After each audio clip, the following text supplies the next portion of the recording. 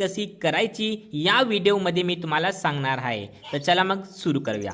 सर्वप्रथम तुम्हाला काय करायचं आहे, गुगल ओपन करायचं आहे आणि गुगलमध्ये एक वेबसाईट ओपन करायची आहे, ladkibhin.maharashtra.government.in। या वेबसाईटवरती जाऊन तुम्ही मुख्यमंत्री माझी लाडकी बहीण योजनाची ई-KYC करू शकता। ठीक आहे, तो साईटमध्ये जो देत आहे मी लिहून देत आहे बघा साईटमध्ये, त्याच वेबसाईटला ओपन करायचं आहे गुगलमध्ये जाऊन। ठीक आहे, दुसरी वेबसाईटवरती जायचं नाही आहे। जी वेबसाईट मी देत आहे साईटमध्ये बघून घ्या, हीच ओरिजिनल वेबसाईट आहे। याच्यावर जाऊनही तुमची ई-KYC होणार। तर ती वेबसाईट ओपन करायची आहे, इथं लिहिलेले आहे, गुगलमध्ये टाकायचे आहे, ओपन होऊन जाईल, नाही तर कमेंट बॉक्समध्ये पण मी देऊन देईल। ठीक आहे, तिला ओपन जसं तुम्ही करणार, ओपन केल्यानंतर असा तुम्हाला पाहायला मिळून जाईल। आता इथं ई-KYC कशी करायची आहे चले मी तुम्हाला सांगतो। इथं आल्यानंतर इथं सुरुवातीला आपल्याला बघायला मिळेल मुख्यमंत्री माझी लाडकी बहीण योजना असं नाव। तर इथं ई-KYC करण्यासाठी कुठं क्लिक करायचं आहे लक्षात ठेवा। थोडंसं खाली यायचं आणि इथं एक नाव दिसेल, मुख्यमंत्री माझी लाडकी बहीण योजनेचे लाभार्थी ई-KYC प्रक्रिया पूर्ण करण्यासाठी येथे क्लिक करावे असं नाव बघायला मिळेल। लक्षात ठेवा, हे वाला नाव पाहून घ्या, इथंच क्लिक करायचं आहे, इकडे तिकडे क्लिक करू नका। हे जे नाव ब्लिंक करत आहे ना, इथं क्लिक करायचं आहे बघा। इथं क्लिक केल्यावर असं नाव आपल्याला इथं बघायला मिळून जाईल। आता इथं आहे ई-KYC मुख्यमंत्री माझी लाडकी बहीण योजना असं नाव। ठीक आहे, तर हे जे नाव आहे याच्या खाली लाभार्थी आधार क्रमांक असं लिहिलेलं आहे। तर लाभार्थीचा आधार क्रमांक इथं टाकायचा आहे आणि लक्षात असू द्या, हा जो बॉक्स आहे याच्यावर जेव्हा तुम्ही आधार क्रमांक टाकणार तेव्हा ती डॉटमध्ये आपल्याला दिसेल, यानी की जो नंबर आपण टाकणार तो डॉटमध्ये नजर येणार, जो की नंबरमध्ये दिसणार नाही। तर याच्यासाठी आपण इथं क्लिक करायचं आहे।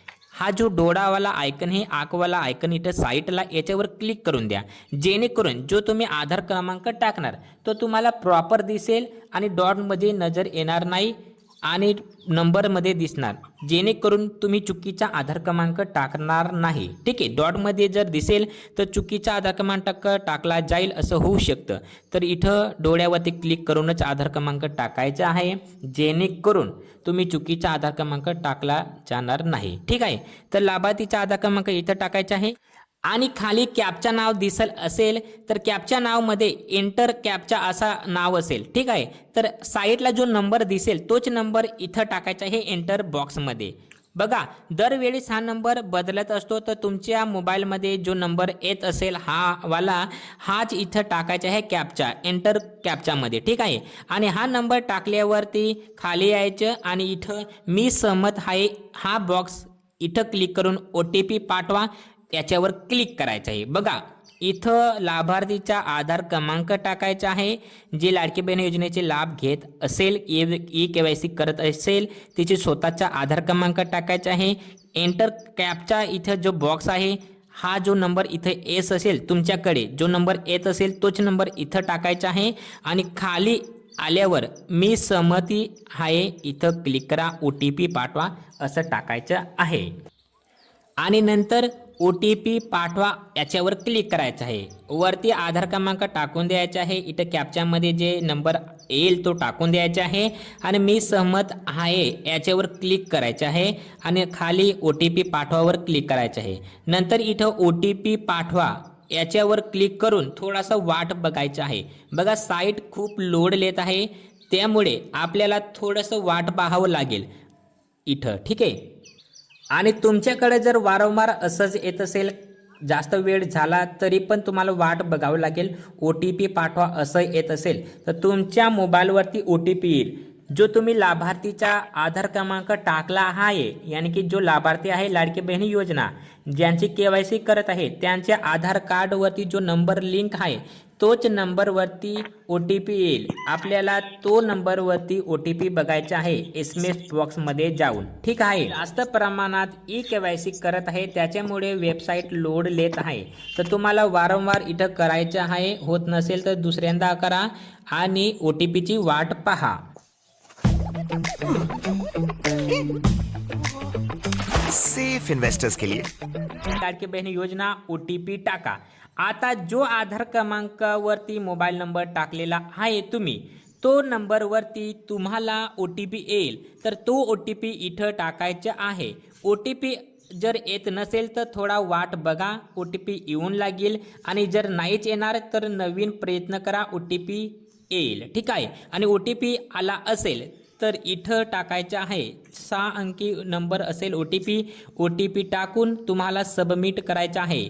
लक्षात असू द्या, जो लाडकी बहीण योजनेची लाभार्थी आहे जी बहीण, तिची आधार क्रमांकावर जो मोबाईल नंबर लिंक आहे त्याच्यावर ओ टी पी येईल. ठीक आहे. तर ओ टी पी टाकून सबमिट करून द्यायचं आहे. ओ टी पी टाकून जर तुम्ही सबमिट केला असेल तर नंतरचा पेज असा येईल बघा, ई KYC मुख्यमंत्री लाडकी बहीण योजना, आणि खाली असेल वडिलांच्या पतीचा आधार क्रमांक. नाही यानी की वडिलांचा असेल तर वडिलांचा आधार क्रमांक टाका, आणि पतीचा असेल तर पतीचा आधार क्रमांक इथं टाकायचा आहे. ठीक आहे. आधार क्रमांक टाकल्यानंतर इथं जो कॅप्चर कोड असेल तो इथं टाका, आणि खाली मी सहमत आहे याच्यावर क्लिक करून ओ टी पी पाठवा, असं करायचं आहे. इथं फक्त इतकंच लक्षात असू द्या की इथं तुमचा नाही, यानी की लाभार्थीचा नाही, दुसरे टाईम पतीचा किंवा वडिलांचा आधार क्रमांक टाकायचा आहे. आणि दुसऱ्यांदा त्यांच्या आधार क्रमांकावर जो मोबाईल नंबर लिंक असेल त्याच्यावर ओ टी पी येईल, हे लक्षात असू द्या. ठीक आहे. तर इथं वडिलांचा नाही तर पतीचा आधार क्रमांक टाकायचा आहे, आणि हे इथं जो कॅप्चर दिसेल इथं टाकून मी सहमत आहे आणि ओ टी पी पाठवावर क्लिक करून द्यायचा आहे. नंतर तुम्ही जर वडिलांचा आधार क्रमांक टाकलेला असेल तर त्याच्यावर जो मोबाईल नंबर लिंक असेल त्याच्यावर दुसऱ्यांदा ओ टी पी येईल. आणि जर पतीचा आधार क्रमांक टाकला असेल तर पतींच्या आधार क्रमांकावर जो मोबाईल नंबर लिंक आहे त्याच्यावर ओ टी पी येईल. तर ओ टी पी इथं टाकून द्यायचं आहे आणि सबमिट करायचं आहे हे दुसऱ्यांदा. ठीक आहे.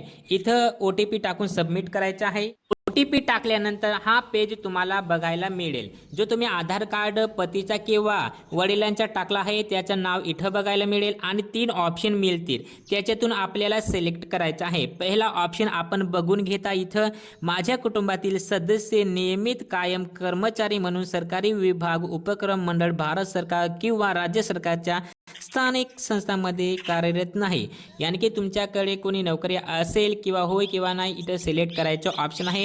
तुम्ही व्यवस्थित वाचून घ्यायचं आणि निवड करायचं आहे. सर्वात प्रथम इथं निवडा असा शब्द आहे, तर याच्यावर क्लिक करायचं आहे. निवडा शब्दावरती क्लिक केल्यानंतर तुम्हाला 2 ऑप्शन मिळतील, होय किंवा नाही. तर इथं होय शब्द निवडायचा आहे. जर तुमच्या घरात कोणी नोकरीला नाही आहे, कोणी निवृत्ती नाही घेतला आहे, पगार नाही घेत आहे, तर होय शब्द इथं निवडायचा आहे.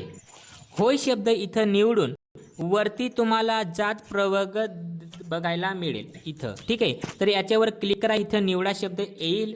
तुमची जी पण जात असेल, जसं अनुसूचित जाती, अनुसूचित जमाती, इतर मागासवर्ग, अ ब क ड, सर्वसामान्य जो पण आहे तो निवडून घ्यायचा आहे. इथं हे 2 ऑप्शन इथं होय करून इथं जात सिलेक्ट करून इथं 2 नंबरचा जो ऑप्शन आहे, माझ्या कुटुंबातील केवळ एक विवाहित व एक अविवाहित महिला योजनेचे लाभ घेत आहे, इथं ओके करायचं आहे और होय करायचं आहे. जिथं निवडा ऑप्शन हे बघा, इथं क्लिक करायचं आहे आणि इथं होय करून द्यायचे हे. ठीक आहे. इथं पण होय झाल्यावर इथं होय झाला, इथं होय झाला. अनुसूचित जो पण तुमचा प्रवर्ग आहे हो सिलेक्ट करून इथे एक बॉक्स नजर येईल कोपऱ्यामध्ये, तिथं टिक मार्क करायचं आहे. ठीक आहे. टिक मार्क करून आपल्याला सबमिट करा असं करायचं आहे. थांबल्यावर तुमच्याकडं असा मेसेज येऊन लागेल बघा, सक्सेसफुली तुमची ई KYC पडताळणी यशस्वीरित्या पूर्ण झाली आहे. समजून घ्या, तुमची ई KYC झाली आहे.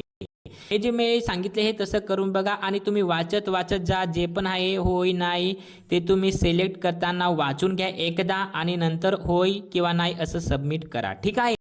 सर्व व्यवस्थितरित्या करून घ्या. तुमची ई KYC आरामात होईल. अगर होत नसेल तर थोडा वाट पहा, कारण की खूप लोड आहे वेबसाईटवरती. ट्राय अगेन, ट्रॅफिक असं ऑप्शन येत असेल तर तुम्ही बघून घ्या आणि असं